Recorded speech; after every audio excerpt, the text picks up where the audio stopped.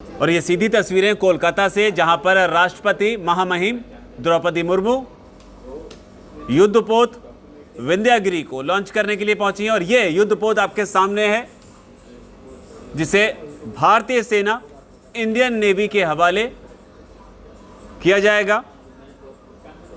नौसेना की ताकत को और ज़्यादा बढ़ाने के मकसद से विंध्यागिरी एक खास भूमिका निभाने वाला है।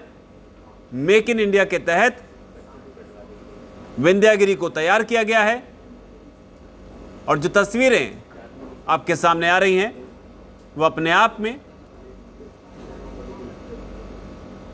आगे बढ़ते भारत की शक्ति को बताने के लिए काफ़ी हैं। और यहां पर राष्ट्रपति द्रौपदी मुर्मू आगे बढ़ते हुए, जहां वो पारंपरिक अंदाज में विंध्यागिरी को इंडियन नेवी के हवाले करने की जो प्रक्रिया है या उद्घाटन है, उसका पूरे विधि विधान से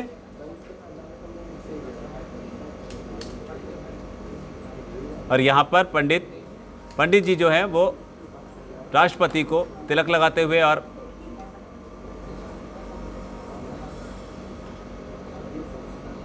एक अनोखा पल अपने आप में, इसे आप कह सकते हैं। देश की राष्ट्रपति विंध्यागिरी को सेना के हवाले करेंगे, इसका उद्घाटन या कहिए लॉन्च करेंगे। ये वो मौका है, सनातनी परंपरा के साथ इस पूरे आयोजन को आयोजित किया जा रहा है। पूजा अर्चना और मंत्रोच्चारण के साथ। और यहाँ पर राष्ट्रपति विंध्यागिरी को तिलक करते हुए,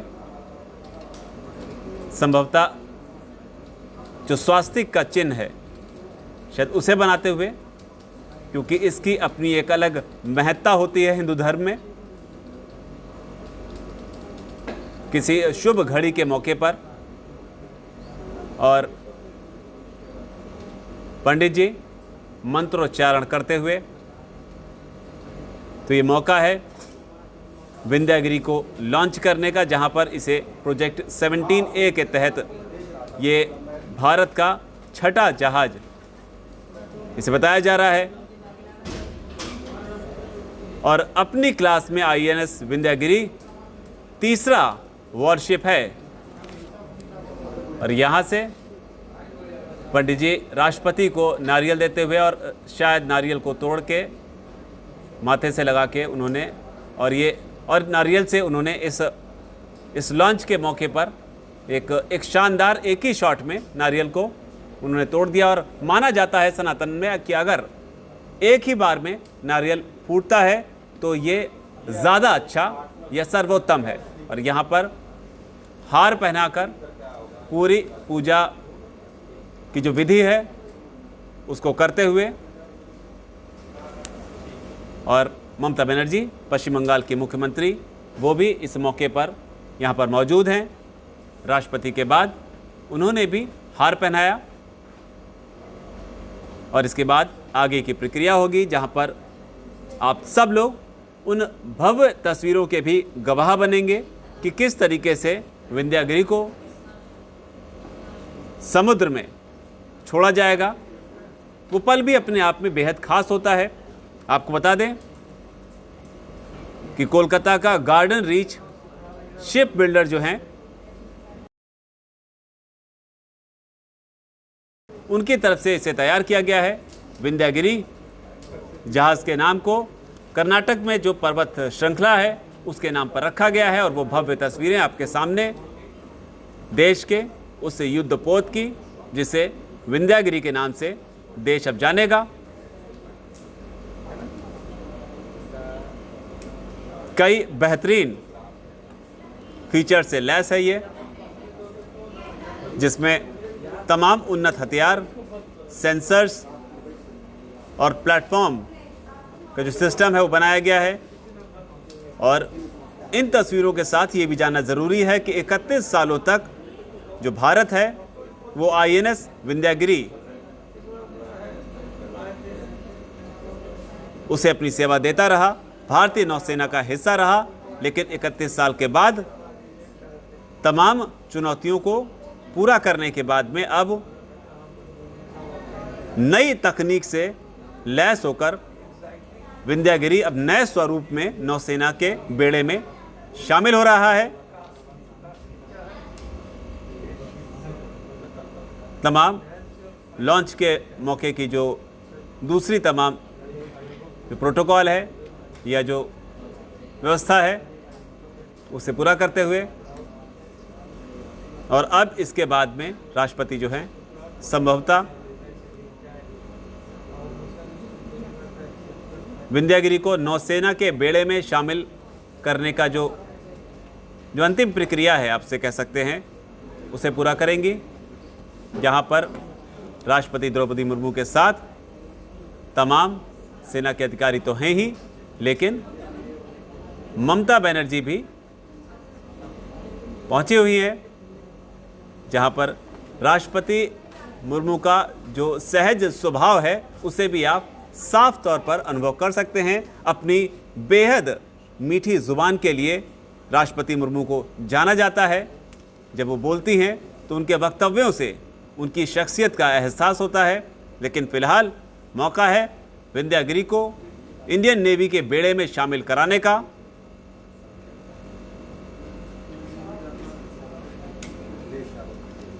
जिसे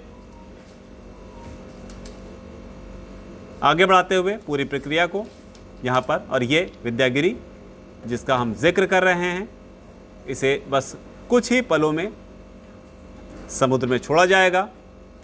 इंडियन नेवी के बेड़े में इसे शामिल किया जाएगा भव्य तस्वीरों के साथ। और वो लम्हा जहाँ पर देश की राष्ट्रपति हिंदुस्तान को, उसकी नौसेना को विंध्यागिरी सौंपते हुए आप कह सकते हैं। और वो लम्हा आ गया है। और ये शानदार तस्वीरें जहां पर तिरंगे का जो धुआं है आप उसे देख सकते हैं कि किस तरीके से, और ये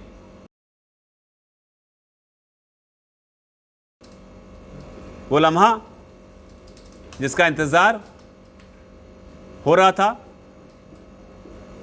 विंध्यागिरी नौसेना के बेड़े में शामिल होते हुए आपको बता दें कि इसकी जो खासियत है वो भी आपको जाननी चाहिए।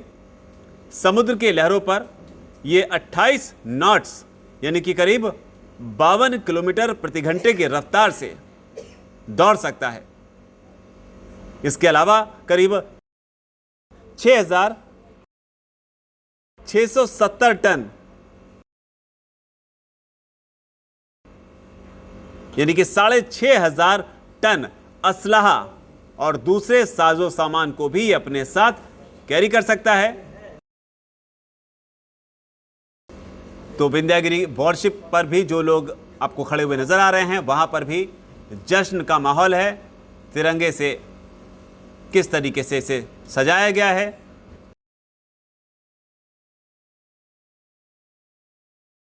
विंध्यागिरी की खास बात यह भी है कि बराक 8 मिसाइल जो है उसे इससे लॉन्च किया जा सकता है। तो ये युद्धपोत चीन और पाकिस्तान, जिस तरीके से भारत दो दुश्मनों से घिरा रहता है और कहा जाता है कि भारत के लिए ये बड़ी चुनौती है, और इन चुनौतियों से पार पाने के लिए ही विंध्यागिरी को भी आप एक अहम कड़ी के तौर पर देख सकते हैं।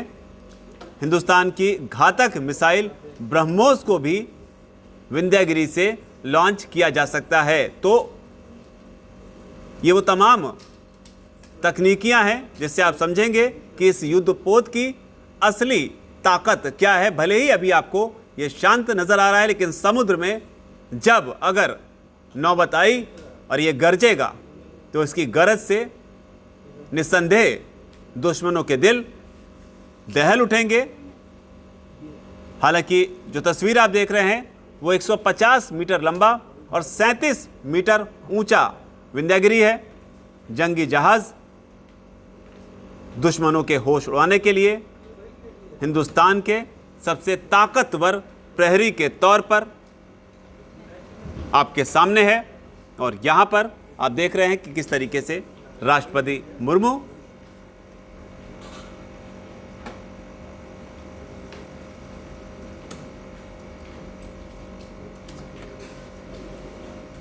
कोलकाता में इस पूरे लॉन्च को जो है ऑर्गेनाइज किया गया है। और ये लॉन्च के बाद की वो तस्वीरें जहां पर मीडिया के सामने उन तमाम चीज़ों को करता है। और इसके बाद में ये राष्ट्रगान का मौका जहां पर सैल्यूट कर कर इस पूरे कार्यक्रम का समापन हुआ। तो निसंदेह किसी भी भारतीय के लिए जोश और गर्व से उसे भर देने वाली ये तस्वीरें। वीके न्यूज, राष्ट्र के नाम।